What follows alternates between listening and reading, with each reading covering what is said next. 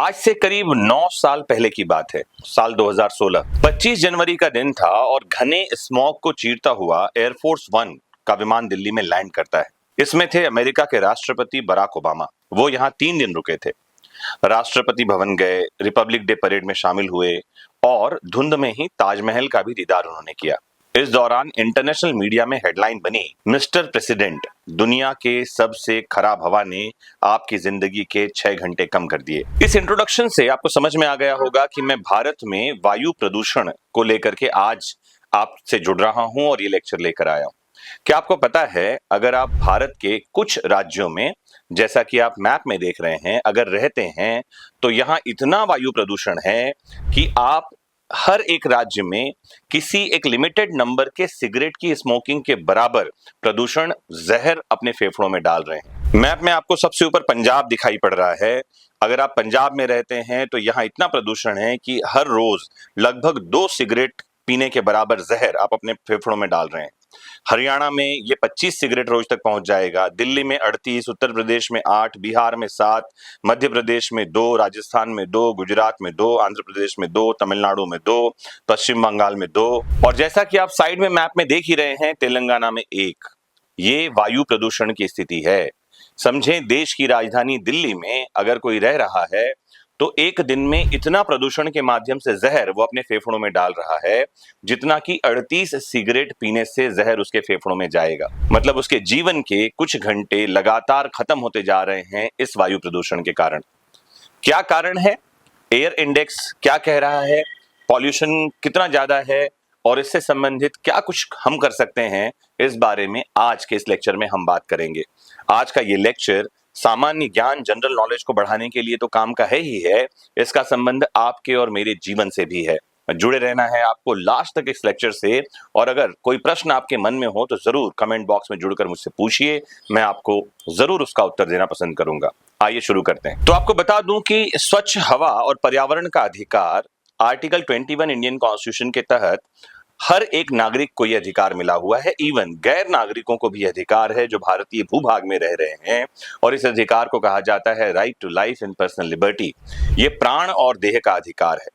आपको बता दूं, इस अधिकार के तहत सुप्रीम कोर्ट ने मुरली देवड़ा वाले मामले में यह भी कह दिया था कि सार्वजनिक स्थान पर अगर कोई धूम्रपान कर रहा है तो ये भी किसी व्यक्ति के मूल अधिकार का हनन है। ऐसा व्यक्ति जो धूम्रपान क्षेत्र के आसपास होगा, क्योंकि उसके राइट टू लाइफ और पर्सनल लिबर्टी का हनन ये है। और सुप्रीम कोर्ट ने सार्वजनिक स्थानों पर धूम्रपान यानी स्मोकिंग पर प्रतिबंध लगा दिया।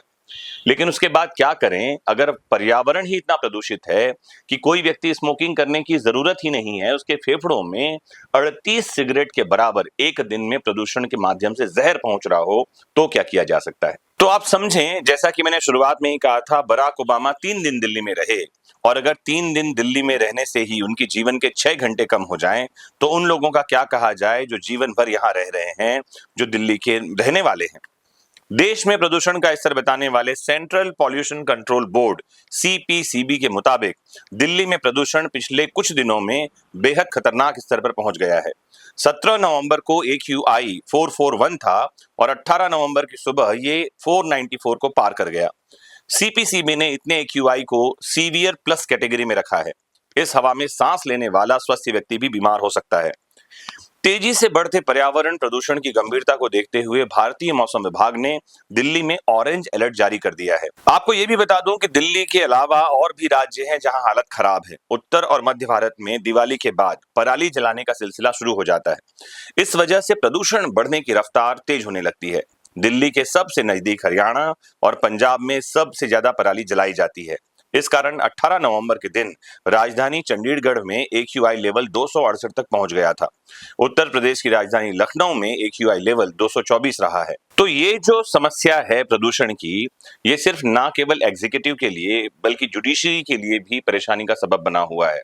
सुप्रीम कोर्ट ने स्वयं संज्ञान लेते हुए कई बार इस मामले में दिशा निर्देश जारी किए हैं। AQI लेवल बढ़ने पर क्या क्या पाबंदियां लगाई जाती हैं और क्या कुछ किया जाना चाहिए, आइए इस पर चर्चा करते हैं। तो अगर AQI लेवल 300 के स्तर तक पहुंच जाए तो धूल पर नियंत्रण करने के प्रयास किए जाते हैं। खुले में कचरा जलाने पर रोक लगा दी जाती है। अगर AQI स्तर 301 से 400 के स्तर पर पहुंच गया तो डीजल जनरेटर पर पाबंदी लगा दी जाती है और रोड पर पानी का छिड़काव शुरू कर दिया जाता है।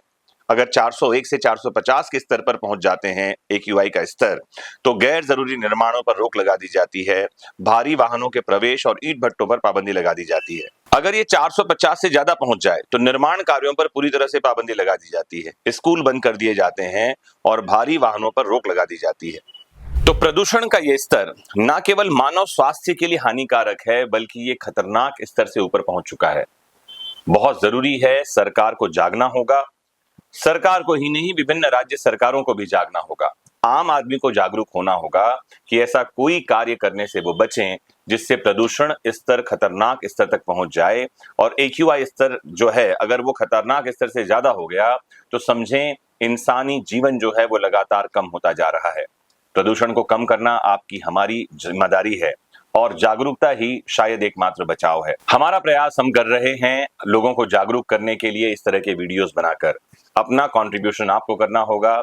लाइक करें, सब्सक्राइब करें और शेयर करें हर उस एक व्यक्ति तक जिसको आपको लगता है कि इस तरह की जानकारियां होनी चाहिए।